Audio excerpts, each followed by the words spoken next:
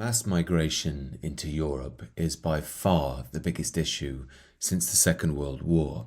It's even as big and influential as the Industrial Revolution in its scope and how it will irrevocably change Europe. What's so odd about such a major change to European way of life is how you're not really allowed to talk about it. If you even question its logic, you'll inevitably be called a racist. Even when an asylum seeker, as we've seen recently, stabs an innocent Englishman on the street for the people of Gaza, quote unquote, you're supposed to stay quiet, not mention it. So much of the English people are kept in line by accusations of racism, even though most of them aren't against this for race-based reasons, just like the Irish, who are actually spilling out onto the streets in an anti-immigration backlash, but of course they'll be called racist too. Now, when this happens in England, the leftist media will say this is simply the legacy of colonialism, the far-right, ugly English people raising their bigoted head once more. But this is harder to do in Ireland. They're essentially Sinn Féin socialists, leftists historically. However, they've fallen foul of the one holy cow you're not supposed to criticise. It's because what's really going on here is a battle between the real people who belong in a country and the middle classes who largely benefit from the office-based middle-class diversity, and they like to look down on people who feel they're losing their home, who are losing their towns and cities. Yet when these trendies from the home counties leave their sky-high London offices, they often ignore that we don't actually have multiculturalism in Western countries. We actually have atomised monocultures. Yet the liberal authoritarian ideology of the age demands that we deny all this and just pretend that the lack of inclusion is always the problem.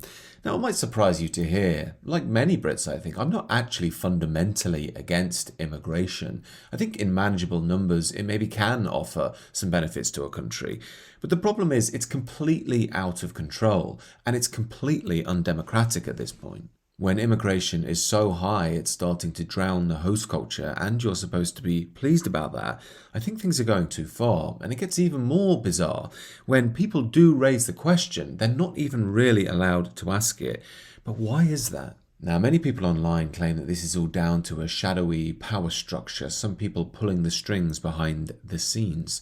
Well, I can't really confirm or deny that, but what I can say is something had to happen in the first place for this to be allowed. Now, I've said on this channel before, much to some disagreement, that the West once had a very strong mythos which made it what it was, namely the Christian tradition. That informed our moral values and who we were. Now, many people argue against this because they say Christianity is too weak to stand up to the excesses of modernity, and maybe they're right. However, the Christianity they've only ever known is a liberal postmodern Christianity. It's not what it was back in the day. It's not the thing that held Europe together. So if you chart it back throughout the 20th century, you can see a move away from the Christian value structure, the logos, if you like, towards more of a power-based understanding of how society works, i.e. feminism, social justice, etc., etc. Following this, one's identity was less rooted in family, country, and God, and more rooted in self-centeredness, supposed liberation, and greed. And what's so bizarre about this? What led to the mass immigration situation? What we ignore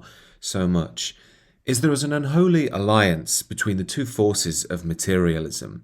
On the one side, we have the greed of the hyper-capitalists, and on the other side, we have the social justice Marxists. Despite being presented as polar opposites, they're actually on the same materialistic team. They are both against the tradition of Britain and the tradition of the Western world, as well as the tradition of Christianity.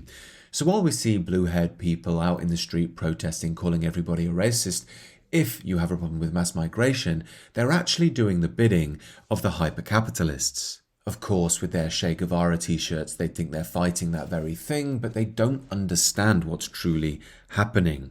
Young people are being led down a path of self-centered materialism, and henceforth, the major capitalists want a high influx of people, low wage, low skilled, that they can essentially exploit. This is why in England and America, what we call cultural Marxism, that phrase that winds up leftists so much, even though that's exactly what it is, in Italy is known as turbo capitalismo.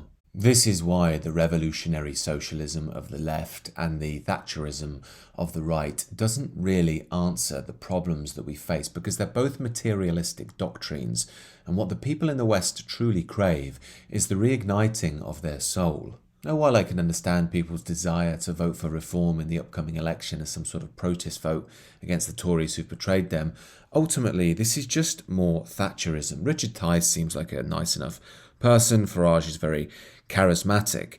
However, this sort of city boy 80s Thatcherism isn't really going to fundamentally address the issues we face. However, ultimately, a spiritual regeneration is the only real hope for Britain, Europe, and the Western world on the whole.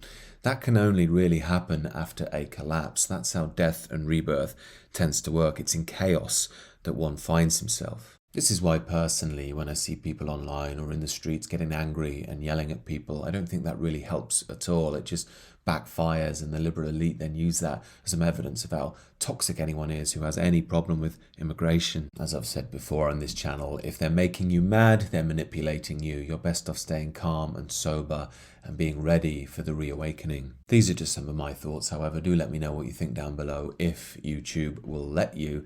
By the way, it's not me who's blocking comments in some of my recent videos.